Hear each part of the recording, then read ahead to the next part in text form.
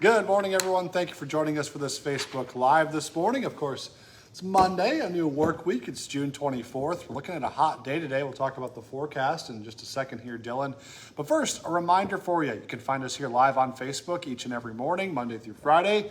We go live about 8 o'clock in the morning. Join us live. Otherwise, you can find us throughout the day on your Facebook feed as the video, of course, saves, and you can find it there. You can also find us on our YouTube channel and your favorite podcast platforms.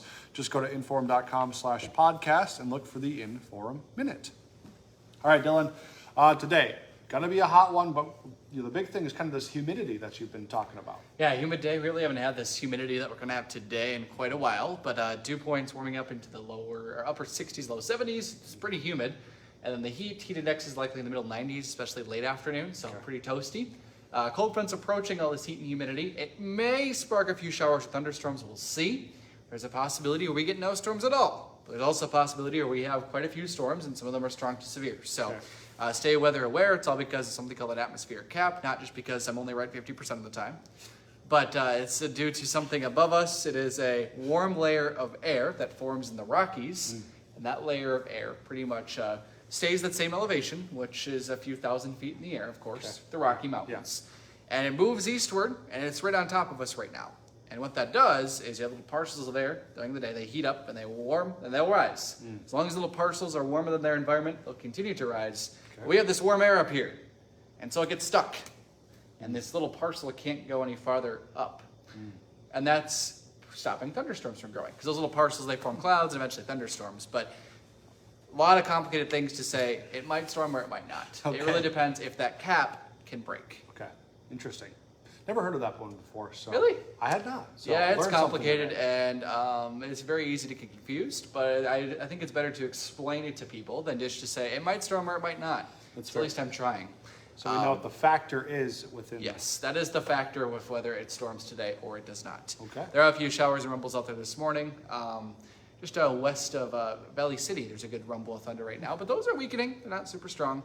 And they'll continue to do so as we move on through the morning. All right, well, I washed my vehicle yesterday, so it's going to rain. It's going to rain. Okay.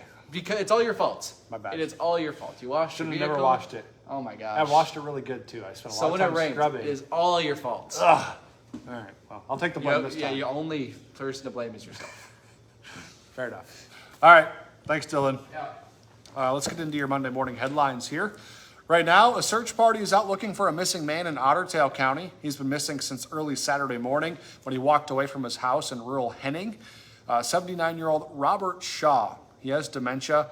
He's about 5'10", 160 pounds. He was last seen wearing khaki pants, possibly a green flannel.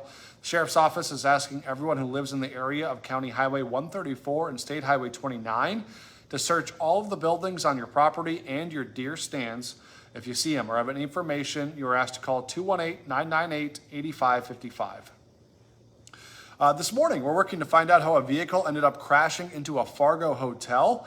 Some of the windows got smashed out, and that area in front of the building that got hit is still taped off and boarded up this morning. The crash happened at the Delta Hotel around 9 o'clock Sunday morning.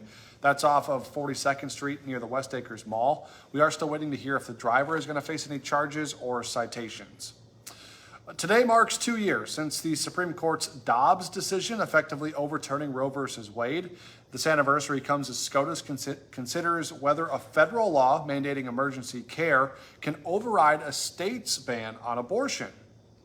They're also looking at other rulings about emergency care, and a ruling from the Supreme Court earlier this month let the FDA continue its approach to regulating the abortion drug mifepristone. A Guttmacher Institute study says medication accounted for 63% of abortions last year. In light of all of that, women in Grand Forks will take part in a national women's strike today. They'll be protesting the U.S. Supreme Court's overturning of Roe v. Wade. That decision, of course, created a trigger ban in many states, including North Dakota, for abortion.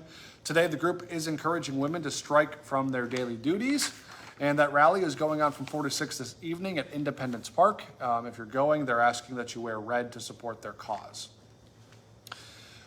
Big news on the national stage today from actually Great Britain.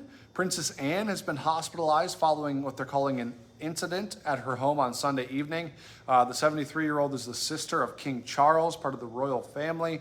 She's being treated as what's called just a precautionary measure. So she's expected to make a full and swift recovery, but we are still working to learn what led to the incident and if there's injuries and what exactly that entails. They say there are two of the sweetest words in sports. That would be Game 7. It all comes down to tonight in the Stanley Cup Final when the puck drops one last time for the Florida Panthers and Edmonton Oilers. Edmonton has come back from being down 3-0 in this series, so it would be quite the feat if they can complete the comeback, win 4 straight. Connor McDavid has been playing really great the last few games, as well as Stuart Skinner, the goaltender for Edmonton. So this game is back in Florida tonight in front of a home crowd for the Panthers. It's going to be an exciting one. Coverage starts at 7 o'clock. You can watch it all right here on WDAY tonight. Game starts at about 7:30. Coverage starts at 7. Peyton Otterdahl is returning to the Olympics. His former coach at NDSU, Stevie Keller, joins the show to chat about Peyton heading to Paris. Plus, it was a busy weekend on the golf course for Tom Hoagie and as well at Moorhead Country Club. A complete recap of all the golf and the Red River Amateur. Hot Mic is live from 9 to 11 on WDAY Extra and at Inforum.com. And a quick reminder for you, don't forget, for just 99 cents a month for your first 3 months, get an all-access pass to Inforum.com. Just visit Inforum.com/subscribe to get that deal.